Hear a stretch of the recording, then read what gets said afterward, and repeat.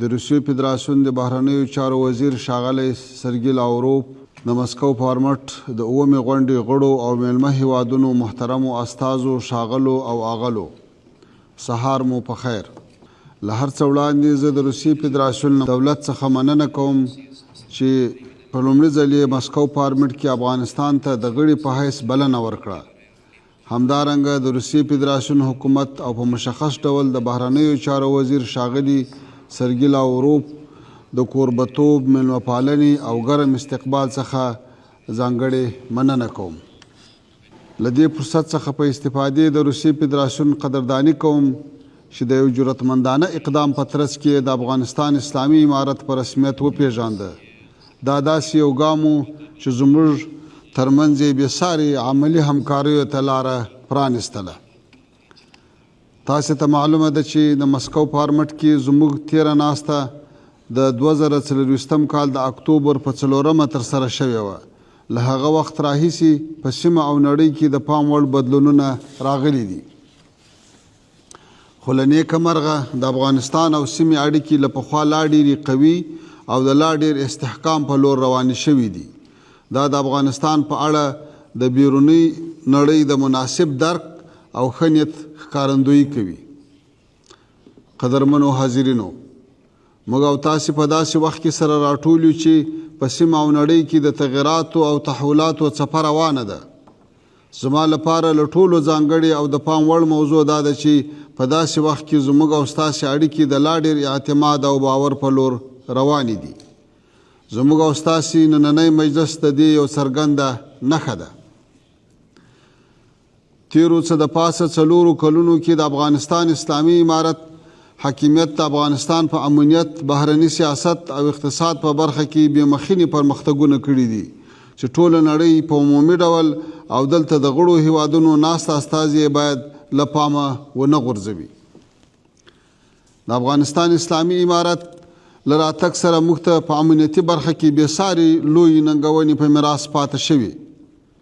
داعش، د نشهیي توکو مافیا، د وسلو قاچاق او نور ټول هغه موارد چې زموږ هیواد یې له سیمې او نړۍ بېګانه کړی و نن په ډېر ښه ډول مدیریت شوي دي.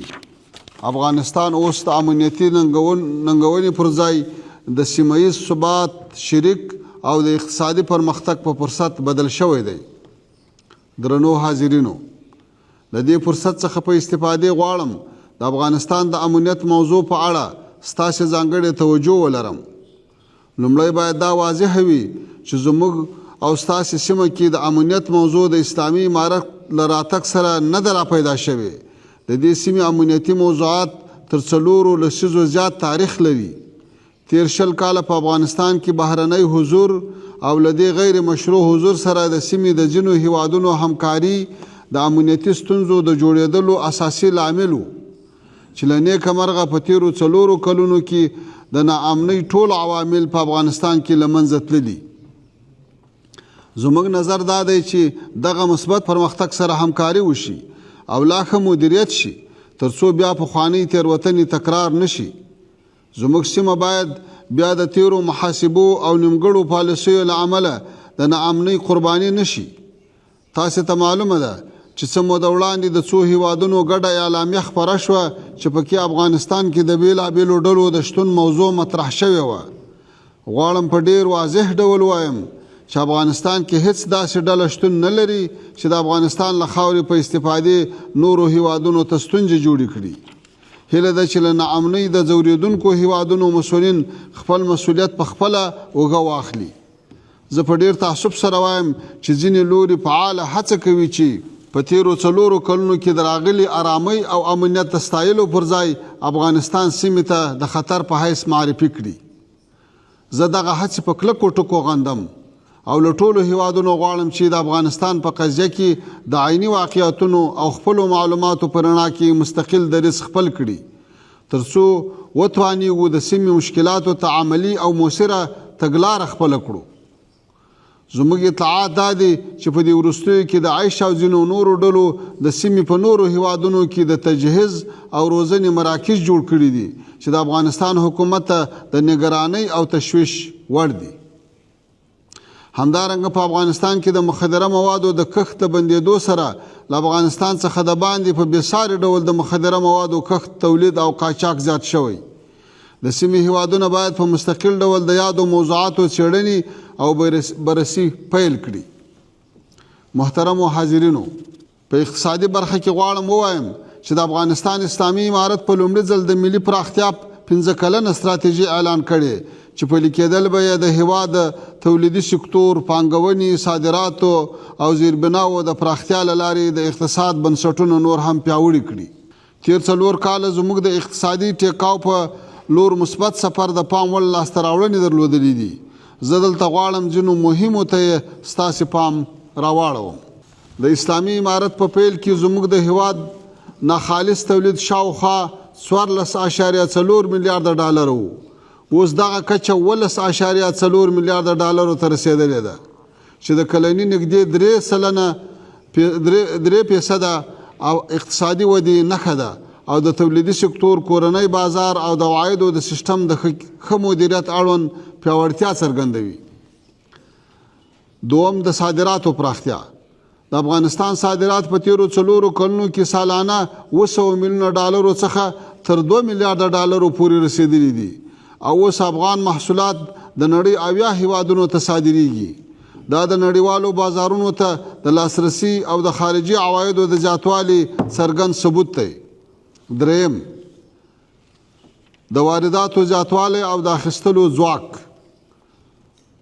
د 2020 کال په پرتله واردات مو هر کال 4.5 میلیارډ ډالرو څخه تر 12 میلیارډ ډالرو لوړ شوي. دا د کورني مصرف او د خلکو د اخیستلو د ځواک د پیاوړتیا نښه ده چې د اقتصاد د فعالیت او د ژوند د معیار د ښه کېدو شاخصونه دي. څلورم، د بودیجې مالی خپلواکي. اسلامي امارت اوس ټول دولتي مصارف د داخلي بودیجې له منابعو تمویلوي. په تیره دوره کې هر کال له 4 تر 6 میلیارډ ډالرو پورې بهرنۍ مرستې د افغانستان د دولت په مصارفو کې شاملې وي. اوس مو د مالی استقلال په لور مهم ګامونه اخیستي دي او کلني عادي او انکشافي بودیجه په مکمل ډول له داخلي عوایدو څخه جوړوو. پنځم، په تیرو 4 کلونو کې مو د 21 میلیارډ ډالرو پانګونې ژمنې ترلاسه کړي چې له دې څخه تر اوسه 7 میلیارډ ډالر عملي پانګونو ته راوړل شوي. دا پانګونې په زیربنا، انرژي، کانونو او تولیدي پروژو کې دوامداره ودې سبب ګرځي. شپږم، د صنعتي تولید پراختیا. په 2020 کال کې شاوخوا 3500 صنعتي فابریکې په افغانستان کې فعاله وي. اوس د فابریکو شمیر له 4000 څخه زیات دی. دا د تولید سکتور د پراختیا، د کورني تولید د زیاتوالي او د کاري فرصتونو د رامنځته کېدو اساسي شاخص دی. پورته موارد د افغانستان د اقتصادي ثبات او پرمختګ په اړه زموږ د تیرو 4 کلونو د هڅو نتیجه ده. دا د پام وړ پرمختګونه دا په نښه کوي چې افغانستان تر بل هر وخت زیات د سرمایه ګزارۍ او پرمختګ لپاره په مناسب وضعیت کې قرار لري. خو متاسفانه چې د ځینو هیوادونو او نړیوالو سازمانونو لخوا اقتصادي بندیزونه د افغانستان د اقتصاد د لا ډېر غوړاوي مخه نیولې ده. زموږ شاوخوا 9 میلیارډ ډالر شتمنۍ اوس هم کنګل ده او د بندیزونو له امله مو د اقتصادي ودې او آزاد رقابت وړتیا اغېزمنه شوې ده. له تاسې مهیله دا ده چې په نړیواله ټولنه کې د افغانستان د شتمنۍ د آزادولو او د بندیزونو د لرې کولو په برخه کې خپل مسؤلیت ادا کړئ. ښاغلو او اغلو، 4 کاله وړاندې موږ له نړۍ سره د تعامل په برخه کې له صفر پیل وکړ. د نړۍ ټولو هیوادونو ته مو پیغام وړاندې کړ چې موږ د اقتصاد محوره او متوازن سیاست په رڼا کې غواړو افغانستان د نړیوالې ټولنې برخه وګرځوو. د سیمې هیوادونو زموږ پیغام پر مثبت نظر واخیست چې له امله یې نن د سیمې له ټولو هیوادونو سره نږدې او دوستانه اړیکې لرو. همدارنګه نور هیوادونه هم دې درک ته رانږدې شوي دي چې د سیاسي تعامل له لارې افغانستان سره د اړیکو یوازینی انتخاب دی. غواړم یو ځل بیا ووایم چې د افغانستان اسلامي امارت یوازې د سیمې له هیوادونو سره نه بلکې د نړۍ له ټولو هیوادونو سره د متقابل درناوي او خپلو ارزښتونو په پام کې نیولو سره ښې اړیکې غواړي. موږ غواړو له ټولو هیوادونو سره په مشترکاتو کار وکړو او د اختلافي مسایلو اړوند ډیالوګ او بحث رامنځته کړو. زموږ په باور خبرې اترې ناستې او مثبت تعامل د حل اساسي او د اعتماد سازي یوازینۍ لاره ده. قدرمنو حاضرینو، له دې فرصت څخه په استفادې غواړم څو ځانګړي وړاندیزونه ولرم. اول، زه له تاسو ټولو هیله لرم چې د افغانستان موضوع ته د ځمکنیو واقعیتونو په نظر کې نیولو سره له مستقلې او نسبي زاویې وګورئ. د افغانستان اسلامي امارت هغه هڅې چې د سیمې د امنیت، اقتصاد او سیاسي ثبات په برخه کې کړي دي باید له پامه ونه غورځول شي. دوم، دا چې د روسیې فدراسیون له اړخه د اسلامي امارت په رسمیت پیژندل یو مثبت اقدام دی. هیله لرو له دې او ورته فارمټونو څخه په استفادې نور هیوادونه هم له افغانستان سره د عملي همکاریو په لور مثبت ګامونه واخلي.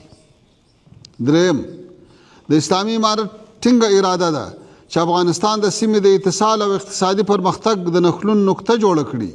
اوس ښه موقع ده چې د ستونزو د شاربلو پر ځای اقتصادي ښکیلتیا ته لومړیتوب ورکړو. څلورم، د نشهیي توکو په ضد د مبارزې په برخه کې پکار ده چې ګډه منطقوي همکاري رامنځته کړو تر څو وتوانیږو دغه بدمرغه پدیده په ګډه د سیمې له ټولو هیوادو پاکه کړو. د افغانستان اسلامي امارت په دې برخه کې هرې ممکنې همکارۍ ته تیار دی.